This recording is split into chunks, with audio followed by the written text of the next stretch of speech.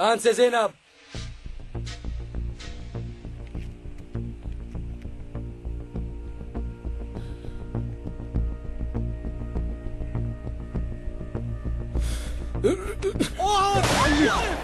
بعد عني. اترك الفرد يا اقتله. اتركه. بدي اقتله. اتركه.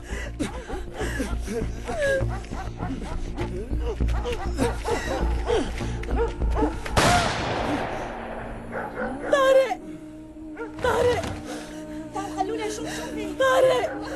طارق شو في؟ قولوا لي يا جماعه شو صاير؟ صار لك شيء؟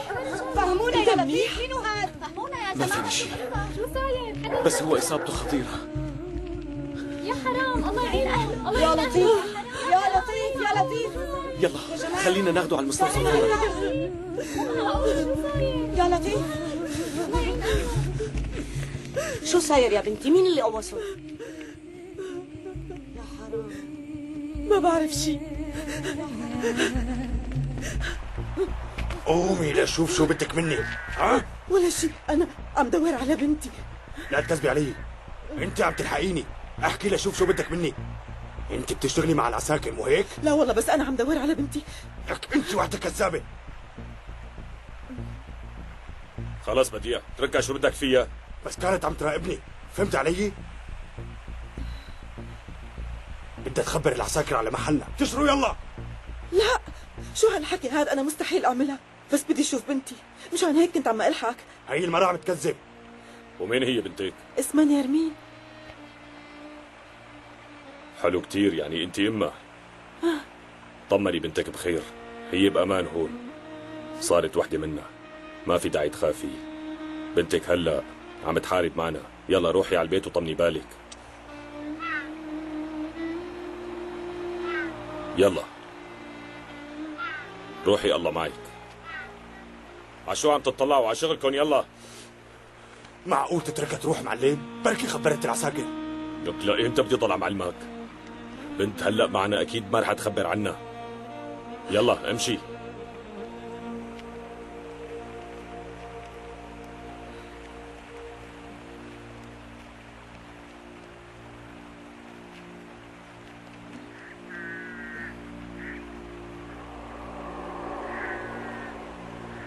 مالي رايحة لشوف بنتي، رح استناهم لحتى يروحوا لعندها.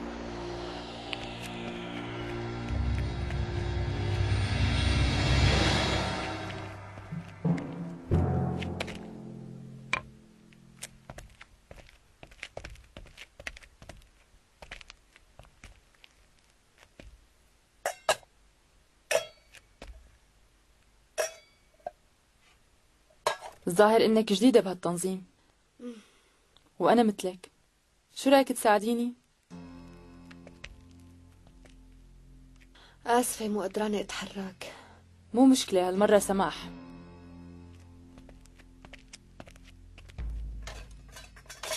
يعطيك العافية جميلة. نعم، شو بدك؟ شكلك تعبانة. امشي معي خليني رايحك. قومي يلا. بعد هيك. هلا لا تتدللي علي، يلا قومي بقى خلصينا. بعد شو انت ما بتفهم؟ بدك تجي غصبا عنك. بعد عني توبعت حقير. جبل ما قلت لك. شو فكر حالك ولا؟ يلا يلا، ما بدي اشوف خلقتك هون. بدك تقتليني؟ ليك انا ما عم بمزح معك ابدا. ها طيب.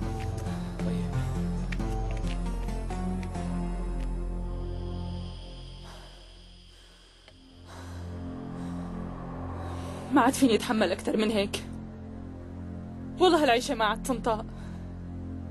بس انا الحق علي، ما كان لازم اجي لهون. لو بعرف هيك رح يصير ما كنت طلعت على الجبل، كنت ضليت عم بتحمل اهلي.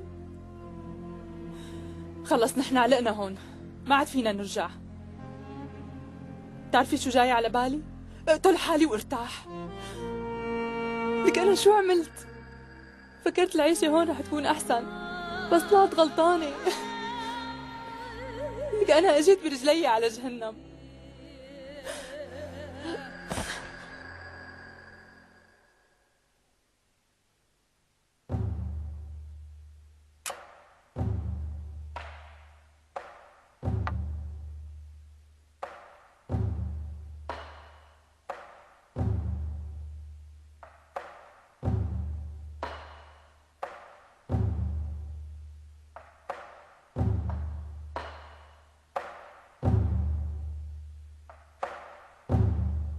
طمني، كيفك يا زان؟ إن شاء الله صرت أحسن. منيح وما في شي عم يوجعني بنوب.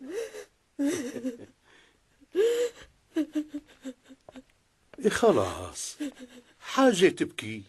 الدكتور بيقدر يعالجه بإذن الله، رح يطيب. انت بس ادعي له. إن شاء الله، إن شاء الله.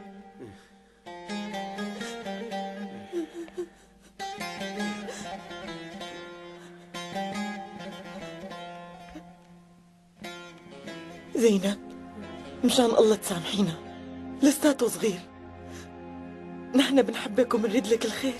ولا يهمك، ما صار شي.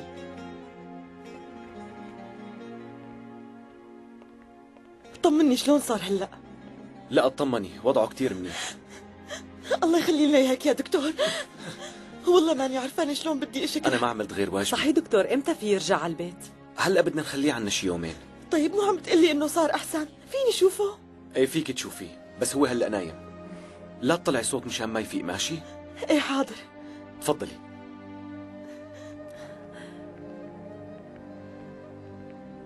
صعيد يالا، لاقي لك شي قرنة نايمة فيها يزن، لأنه هون برد. حاضر دكتور. دكتور أنا كتير بحبك. يلا امشي. آخ يا ابني، آخ. لك بس بدي أعرف ليش عملت هيك. ما في غيرهم الإرهابيين. الله لا يوفقهم لعبوا بعقلك.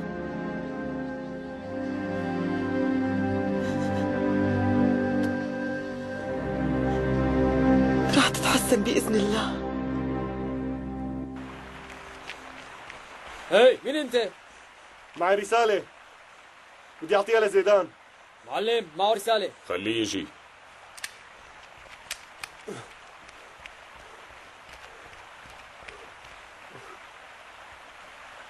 شو كلمة السر؟ أنا ضول. ماشي، روح.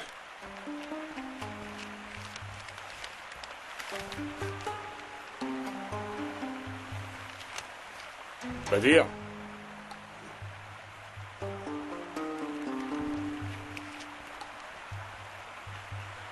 جهز حالك، بدنا نروح على المعسكر. شلون بدنا نروح والعسكر معبين المنطقة؟ ما بعرف، هيك اجت الأوامر. جهزوا حالكم، بدنا نروح من هون. بديع، روح على الضيعة، بدي تشوف شو صار مع سعيد والحقنا، بس لا تطول. حاضر معلم. يلا يلا يلا انت وياه عجلوا. مستعجلين. يلا اولاد حرك.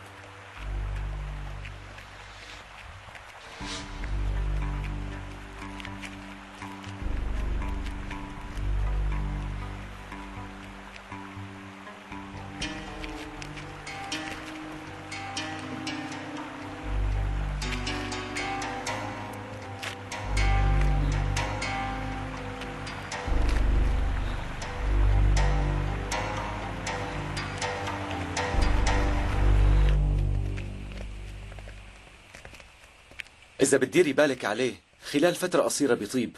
حاضر دكتور، اللي بدك اياه بنساوي. بعدين لا تضايقي حالك، هي نفد وخلصنا منه، اتفقنا؟ اتفقنا. زينب. بابا. الحمد لله يا قلبي. بابا صار لك شيء؟ أنا هلا حتدريت، قال سعيد كان رح يقتلك. طمن بابا، طمن، ما صار لي شيء. شو يا رب لعيب، ما عم تحكي شيء. ليك يا أمينة، لأنك مرة أنا ما رح أضربك، بس هذا ابنك حسابه رح يكون عسير لأنه عم يتعاون مع الإرهابيين. يعني لو كان صار للبنت شيء كنت هديت الضيعة فوق راسك، فهمتي؟ طول بالك حميد أغا، ما حدا صار له شيء. شو هالحكي هذا دكتور؟ زينب مو بنت الآغا؟ مختار، شبك شو صار لك؟ خليك محضر خير. سعيد غلط وغلطته كبيرة، بس لا تنسوا انه هو ولد. اكيد الارهابيين ضحكوا عليه. فرطوا لنا هالقصة هي، الولد اخذ جزاته. بس لسه ما انشفى قلبي. يلي بيتعاملوا مع الارهابيين ما لهم مكان هون. يلا ضب اغراضك وانقبري من هون. يلا بنتي امشي على البيت. يا لطيف، شو هالمصيبة هي؟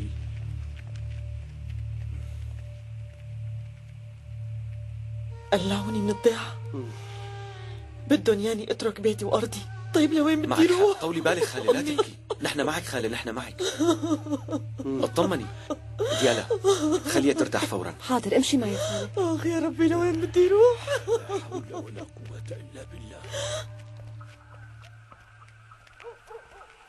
ايه والله الحمد لله على سلامتك يا بنتي. ولك هي العنزة.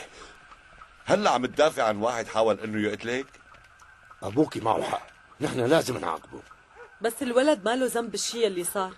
الارهابيين هن ضحكوا عليه. يا جماعة استنوا بدي احكي معكم. لا عم هذا الغبي ما قدر يقتلها للعنزة. حجي خذوا زينب على البيت. حبيبتي انتوا كمان روحوا امشي. معهم يلا. تعي بنتي. يلا زينب. شو بدك شيخنا؟ اسمع منيح شو بدي اقول لك. هي أمينة واحدة مسكينة وما لها علاقة بالتنظيم، يعني شو عملت لحتى تقلعوها من هون؟ والله حرام. طيب كلامك على راسنا، بس يلي بيحاول يقتل بنتي ما له مكان بهالضيعة. شو يعني بدك يانا نمرق لهم اياها هيك؟ ايه نحن الاغوات بهالضيعة وكلامنا هو اللي بده يمشي. اذا هالمرة ما بتاخذ اولادها وبتنقلع ما راح يصير خير. شيخنا هذا كل الحكي يلي عندي. امشي يلا. مزبوط، الاغوات معهم حق. شو صار لك انت جنيت؟ لك مو حرام عليك المرة ما لها حدا برات الضيعة، ليكون بدك اياها تروح على الجبل مشان تصير ارهابية. شو هالحكي؟ معقولة انا هيك فكر؟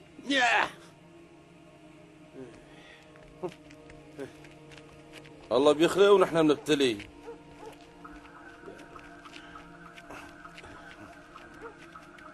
ولك أجدب، أنت شو جابك لهون؟ روح استناني بالخرابة الفوقانية، يلا. قال الدكتور رد أنقذها لزينب، مزبوط هالحكي؟ ليش هيك جاية متأخرة؟ راح عليكي كتير شغلات. والله هالدكتور ما في منه. ايه وينه هلا؟ أنا حابة إني أحكي معه. عنده مريض، روحي ورجعي بعدين. معلش أنا مالي مستعجلة، بستناه هون. حنان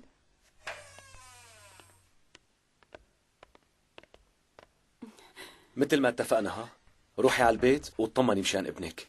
طيب مثل ما بدك، الله يبعث لك على هوانيتك. يلا أمي. خير شو بك يا حنان؟ مريضة شي؟ لا مالي مريضة، بصراحة أنا حبيت أجي أطمن عليك. لا اطمني أنا كتير منيح، أنت كيفك؟ أنا منيحة، قصدي أنا صرت منيحة لما شفتك دكتور. طيب حنان، هي طمنتي على الدكتور، خلص صار فيك تروحي. يلا بخاطرك. أنا وياه عم نحكي مع بعض، أنت ليش لا تتدخلي؟ امشي لقلك، اطلعي لبرا، عنا شغل، يلا خلصيني. لسه كل يوم بدك تنطينا، خلصنا بقى روحي على بيتك. أوف، يعني حست إنه الدكتور بلش يحبني؟ العم شو إنك غيورة. مرحبا حنان، أبوك المحترم وينه؟ أيوة أنا شو بيعرفني؟ دور عليه. شو؟ ليش أنت مو بنته؟ كيف ما بتعرفي وين أبوكي؟ والله هي آخر سمعة، البنت ما بتعرف وين أبوها، شو هالعالم هي؟ العمى ما كان ناقصني غير هالأجدب، تضرب شو مجنون.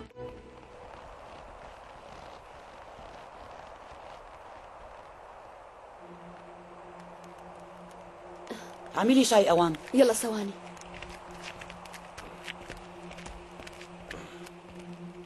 أهلا وسهلا معلم. أهلين فيكي. رشا الشباب جوعانين، يلا حطوا لهم أكل. روحي بسرعة.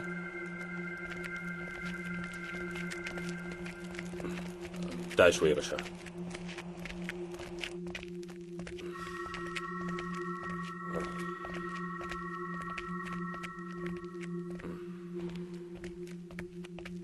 تفضل معلم.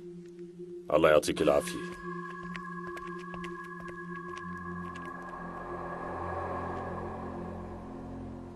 شو عملتي؟ نفذتي العقوبة ولا لا؟ رويدا مدري شو صار لها، خافت. أنا يلي خلصت على الأسرى. يا ريتك شفتك كيف صارت ترجف. هالبنت جبانة ما رح تفيدنا.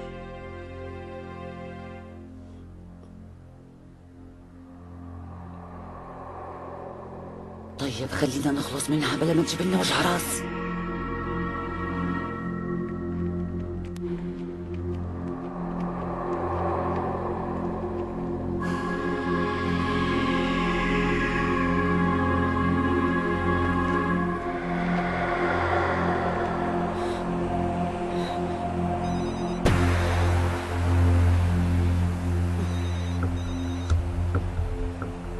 ايه سيدنا، ايه انا زيدان.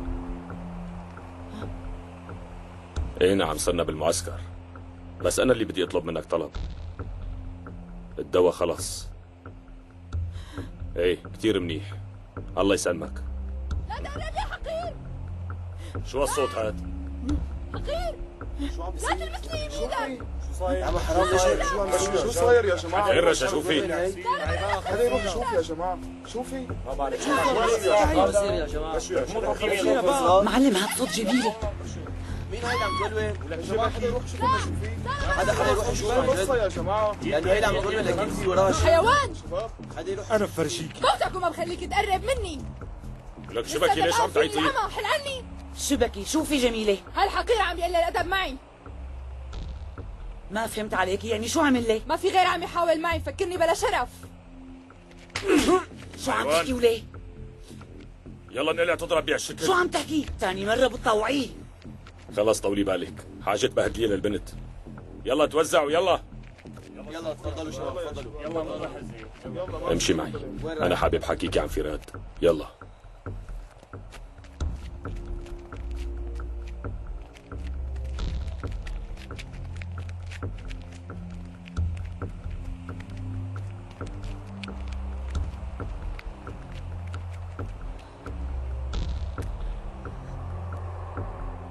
وينها؟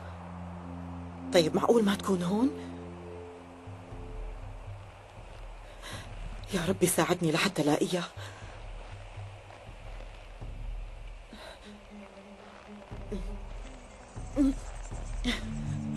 مين فيك؟ انا رايح شوف. انتبه منيح.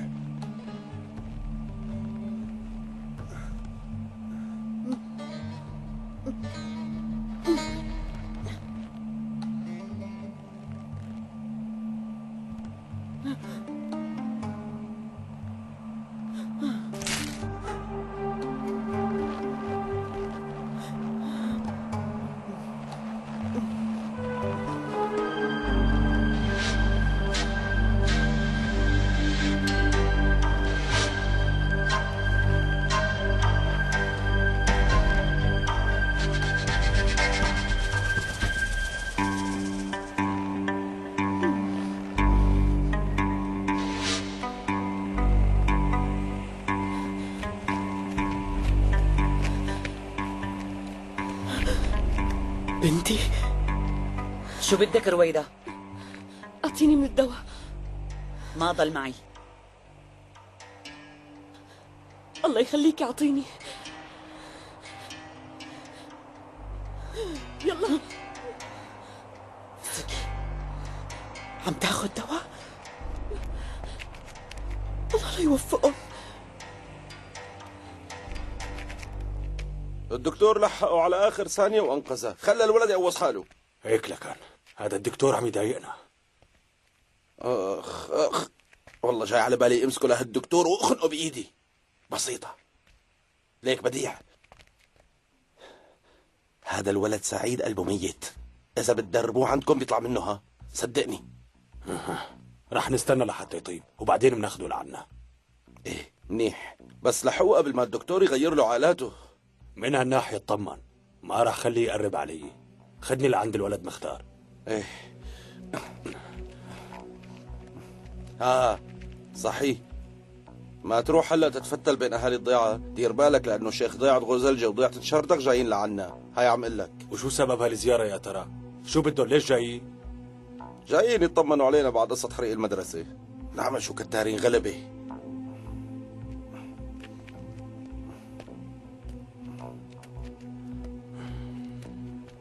السلام عليكم. الله منور يا جماعة. الله يرضى عليك.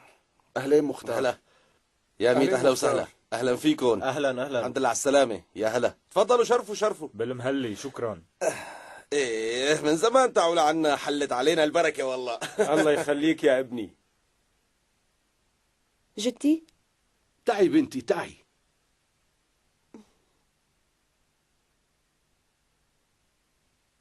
يسلموا ايديكي. يعطيك العافية. يسلموا ديالا. صحتين وهنا. يسلموا ايديكي. شكرا. يسلموا اختي. يسلموا ايديكي. انا ما بدي يسلموا. هيك لكان قلت لي انه حرقوا المدرسة والولاد لساتهم موجودين جواتها، ما هيك؟ يا لطيف، الله سترهم. الله يكتر خيره للدكتور طارق. لو شفتوا كيف خاطر بحياته مشان ينقذ الولاد. الحمد لله اللي ما صار له شيء. والله هالدكتور ما في منه. اللي عمل هالعملة ما بيخاف من ربه يا جماعة.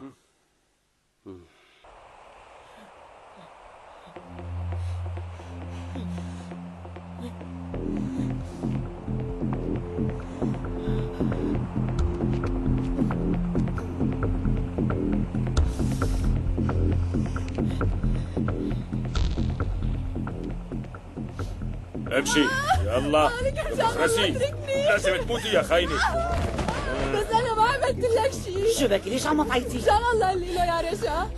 أنا بدي أحافظ على شرفي. اثبتت لي إنه هي خاينة لأنها ما عملت اللي طلبته منها. رشي هي البنت لازم تتعاقب. قلت لك اتركني إن شاء الله. لأنه ما رضيت تنفذ الأوامر. الله يخليك، أنا ما فيها شرفي. عقوبتها والله رح تكون الموت حرق.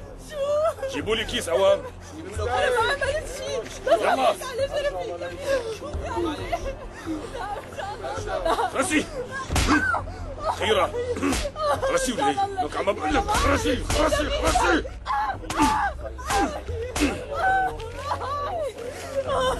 لفوها فيه.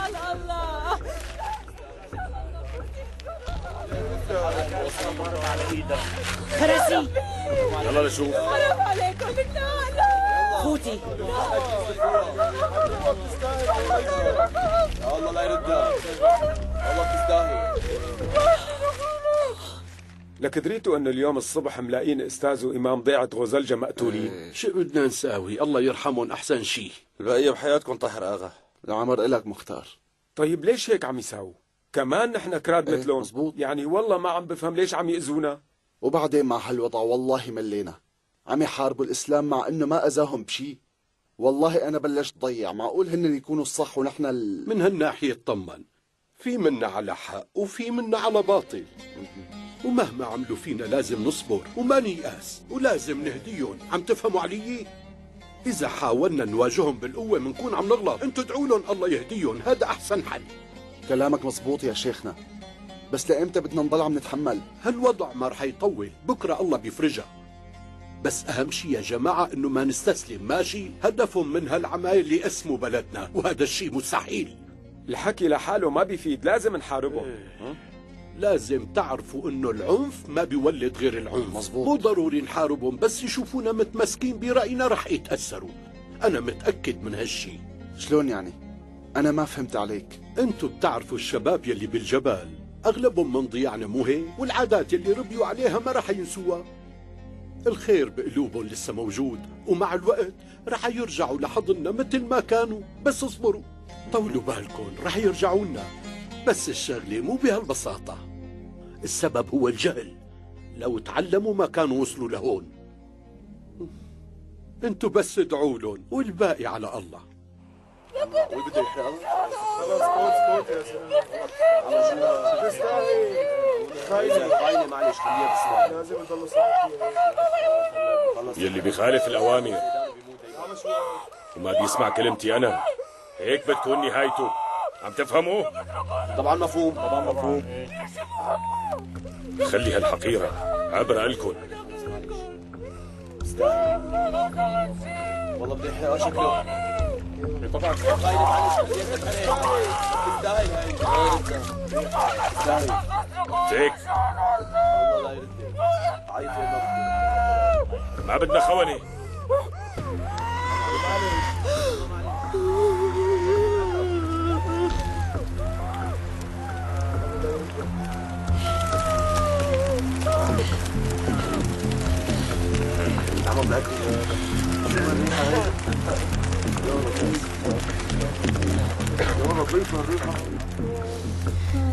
يا رب يخرب بيتكم، شو ما بتخافوا الله.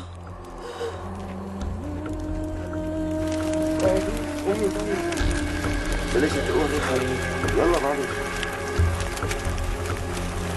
شو عم بيصير؟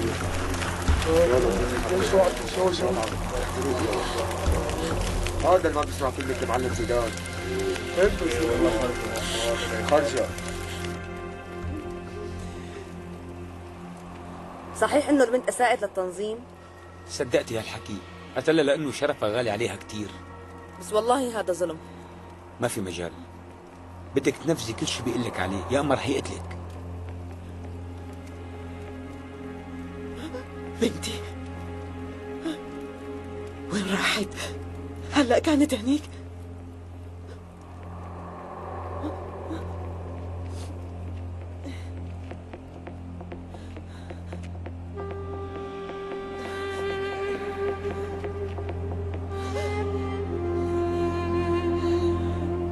يا قلبي انت هون؟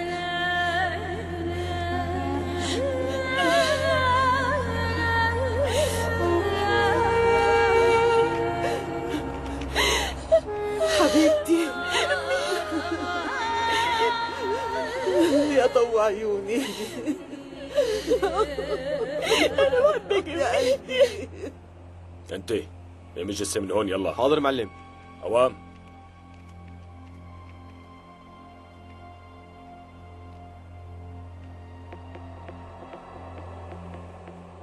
شو وين رويدة؟ ما بعرف، هلا كانت هون.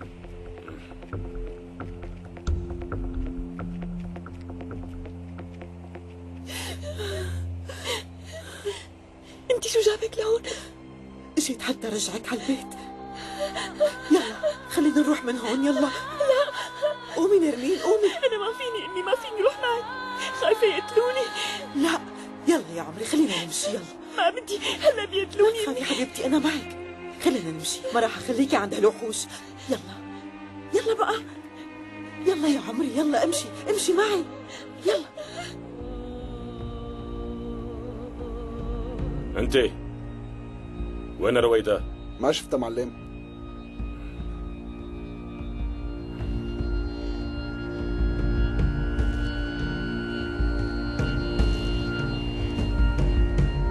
يا رب اصلح حال هالشباب. معناتها شغلتنا رح تطول كتير يا شيخنا. والله مالي عرفان شو بدي اقول لك، يعني بدنا نضل هيك؟ اصبروا، اطمن، ما في شي بيضيع عند رب العالمين. يعني انت بس اعمل يلي عم قلك عليه وبكره بتشوف كل هالظلم ان شاء الله بينتهى. ان شاء الله ان شاء الله. قل لي عمو لازمك شي؟ لا يسلموا ايديكي، بدي روح عن اذنكم. يا الله. الله معك، ابقى خلينا نشوفك. ما شاء الله كبرتي وصرتي صبية، الله يوفقك. ديري بالك على جدك ماشي؟ ولا يهمك، الله يخلي لنا اياك. الله يرضى عليكي. هلا صرت مطمن على جدك. يلا بخاطركم. الله معك. بعتنا جثة الإمام عضيعته مشان يندفن هنيك، أما الأستاذ فرح ندفنه عنا بالضيعة. هو هيك موصي يندفن عنا. إذا ما فيها سئل يا ريت إنك تجي على الجنازة. يعني لو ما حكيت كنت رح أجي لحالي. في موضوع تاني حابب أحكي معك. تفضل حجي. الله يخلي لك إياها، حفيدتك تيالا كتير عجبتني، ما شاء الله، جمال وعلم وأخلاق كمان. مالي عرفان منين بدي بلش. الحمد لله ابني الكبير أحمد هي السنة تخرج من الجامعة وصار مهندس. هو هلأ باسطنبول لأنه لقى شغل هنيك. انت بتعرفه لابني كتير آدمي وصاحب دين والحمد لله، ما بيقطع فرض. أنا بصراحة حابب أطلب إيد حفيدتك ديانا لابني أحمد إذا ما كان عندك مانع. ما بعرف شو بدي أقول لك، يعني أنت فاجأتني. بالأول لازم أسأل البنت عن رأيها وبعدين برد لك جواب. يا سيدي لنشوف شو ربك بيسر. اتفقنا، معناها أنا عم بستنى منك جواب، بس مشان الله لا تطول علي. وإذا ديالا وافقت على طلبي أنا رح جيب أحمد وإجي دغري. يا حبيبنا إن شاء الله بيصير خير. يلا الله معك.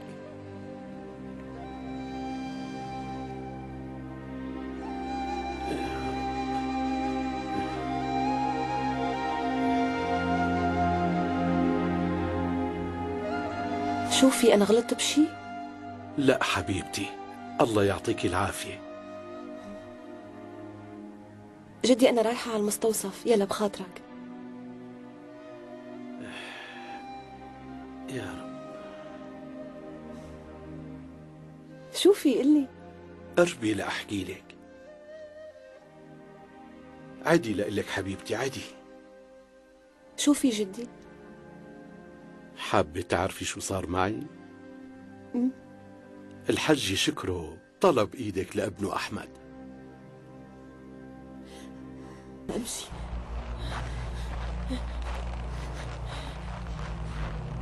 يلا.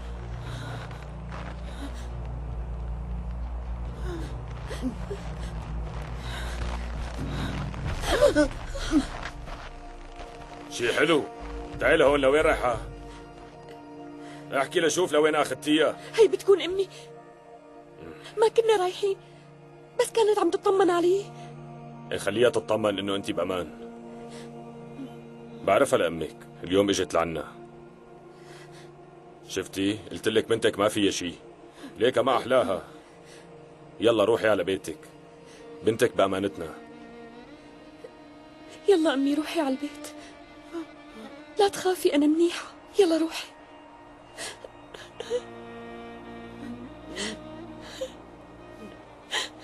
امي.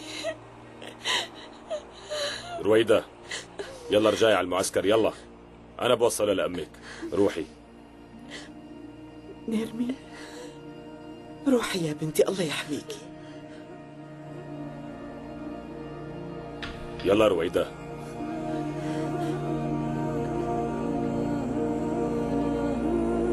لك شو انت ما بتفهمي؟ بتروحي ما عاد بتجي لهون.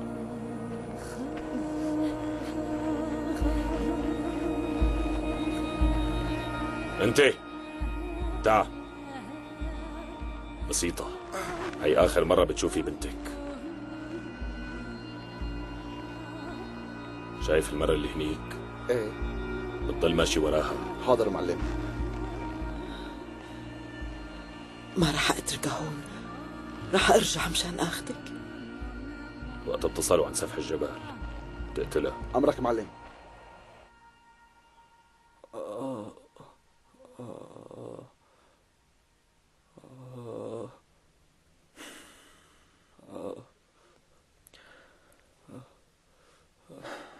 الحمد لله على سلامتك. شو صار معي؟ قوصت حالك. يعني ما قتلت الآنسة؟ ما شلون نفدت مني؟ لا تتحرك، جرحك لساته طري. انت اللي انقذتها ما هيك؟ اي مزبوط، انا اللي انقذتها. وانت كمان يلي عالجتني. اي مزبوط. يكون بعلمك وقت اتحسن رح اقتلها الآنسة.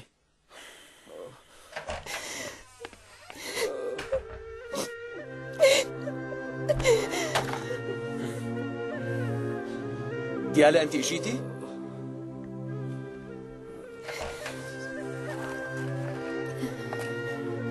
ديالا اسفة دكتور، بس مو بقصدي وقعت الأدوية. شو صاير معك؟ ولا شيء. يعني ما بدك تحكي لي؟ قلت لك ما في شيء. ديالا خلاص أنا متضايقة شوي. مرحبا. اهلين زينب. ممكن نحكي على انفراد؟ اكيد.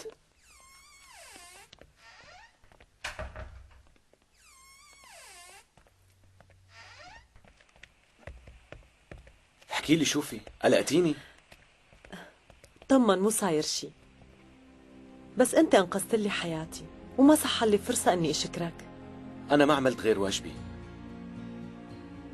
يعني ببساطة اي شخص كان بمحلي كان رح يساوي نفس اللي ساويته، مشان هيك ما في داعي تشكريني. بس يعني مو ملاحظة شغلة؟ القدر دايما عم يجمعنا.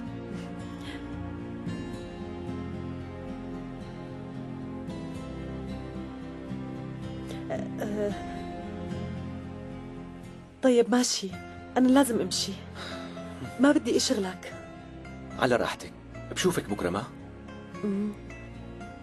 زينب، إذا بتريدي بدي أقول لك على شغلة. ديالا مالها منيحة، كانت عم تبكي. عن جد؟ ما انتبهت عليها، شو السبب؟ ما بعرف، رايحة أشوفها.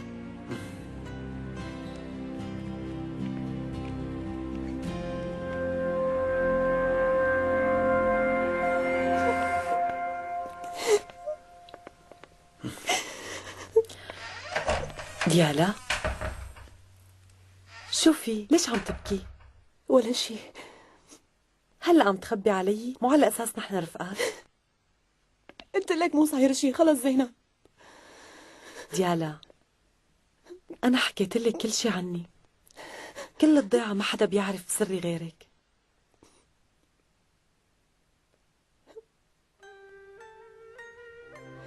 اليوم زارنا العم شكرا من ضيعة غوزلجة،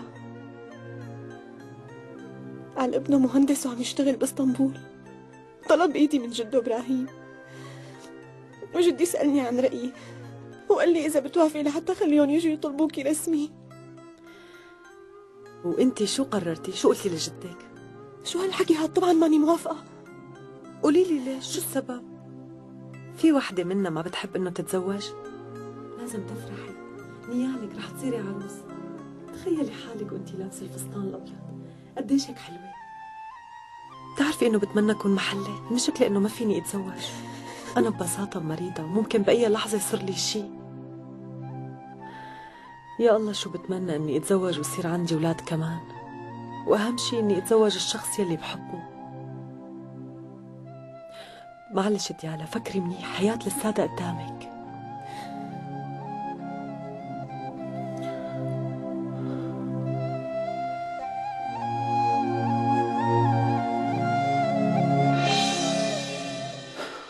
يعني ما بتقدر تساعدها بشيء؟ مع الأسف لا، الورم منتشر بكل الجسم.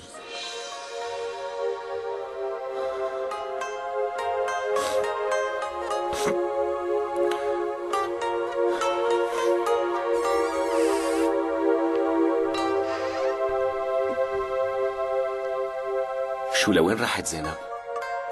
قال راجعة على البيت.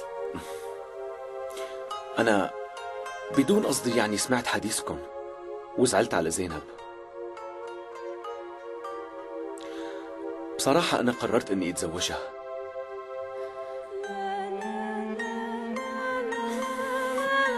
ديالا أنت كمان فكري بحالك، حقك تتزوجي.